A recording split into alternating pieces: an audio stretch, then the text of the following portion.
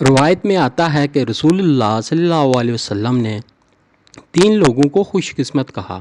وہ 3 لوگ کون ہیں؟ دوستو، اگر آپ نے ہمارا چینل سبسکرائب نہیں کیا تو اسے سبسکرائب کر لیں اور ساتھ گھنٹی کے نشان کو پریس کر لیں تاکہ ہماری آنے والی ویڈیوز آپ کو مل سکیں۔ آپ صلی اللہ علیہ وسلم کا ارشاد مبارک ہے، یہ 3 علامتیں ہیں، 3 نشانیاں ہیں، جس آدمی میں یہ 3 نشانیاں ہوں گی وہ خوش قسمت ہے۔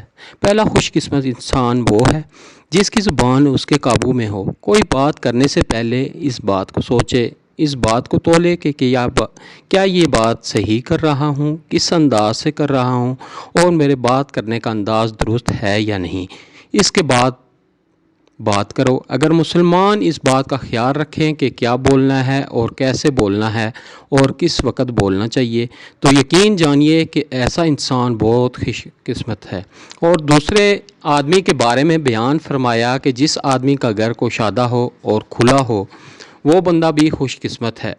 اس کا مطلب یہ ہے کہ گھر کے دروازے رشتہ داروں کے لیے کھلے ہوئے ہوں، یہ نہیں کہ بندہ سب رشتہ داروں سے ناراض ہو جائے، کسی کو اپنا گھر میں آنے نہ دے، ایسا ہرگز نہیں ہونا چاہیے۔ اس لیے جو بندہ صلح رحمی کرتا ہے، اپنے رشتہ داروں سے اچھے تعلقات رکھتا ہے، وہ بندہ بھی بہت خوش قسمت ہوتا ہے۔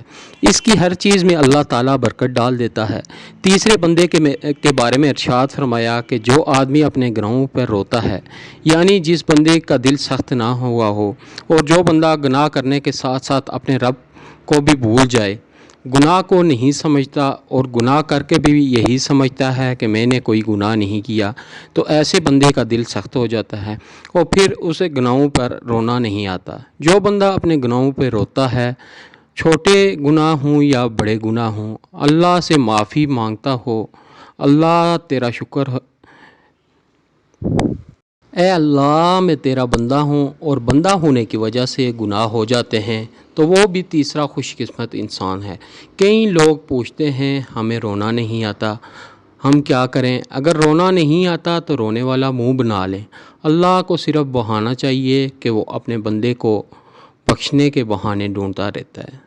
جس بندے میں یہ 3 نشانیاں ہیں وہ بندہ بہت زیادہ خوش قسمت انسان ہے۔ دوستو، اگر آپ کو میری یہ ویڈیو اچھی لگی ہے تو کائنڈلی اس ویڈیو کو لائک کر دیں، چینل کو سبسکرائب کر دیں۔ ملتے ہیں اگلی ویڈیو میں، تب تک کے لیے اللہ حافظ۔